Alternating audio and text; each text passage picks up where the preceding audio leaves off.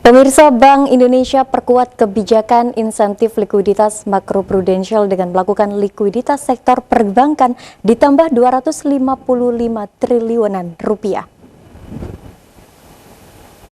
Berdasarkan catatan BI, sejak penguatan kebijakan insentif likuiditas makroprudensial atau KLM diimplementasikan pada awal Juni 2024, pencapaian dan jumlah bank yang menerima insentif meningkat dibandingkan KLM existing.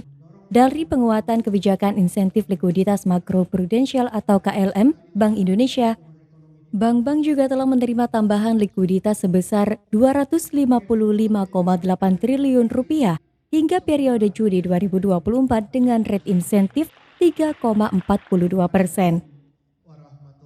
Hal ini disampaikan Nugroho Joko Prastowo, Kepala Grup Departemen Kebijakan Makroprudensial atau DKMP BI saat capacity building awak media oleh BI Perwakilan Jatim di Hotel Alana, Yogyakarta, Jumat malam.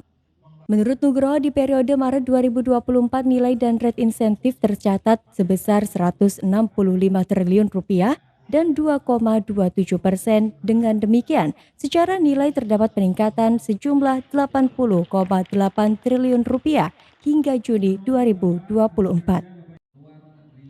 KLM dijalankan untuk mendorong pertumbuhan kredit atau pembiayaan perbankan serta menjaga stabilitas sistem keuangan. Untuk itu semua dilakukan dalam rangka mendukung pertumbuhan ekonomi berkelanjutan.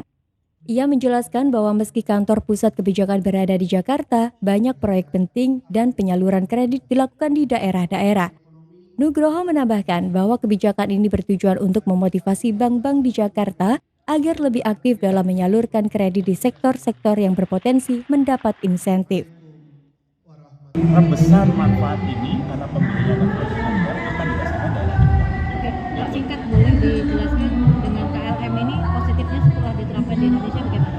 Ya, positifnya dari KLM itu satu, yang jelas bank akan mendapatkan tambahan likuiditas karena ada istilahnya penurunan dari kewajiban giro wajib minimum yang harus dipertahankan atau dijaga di Bank Indonesia.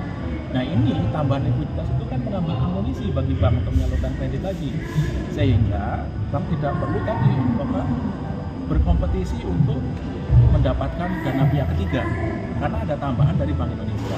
Itu dari sisi banknya.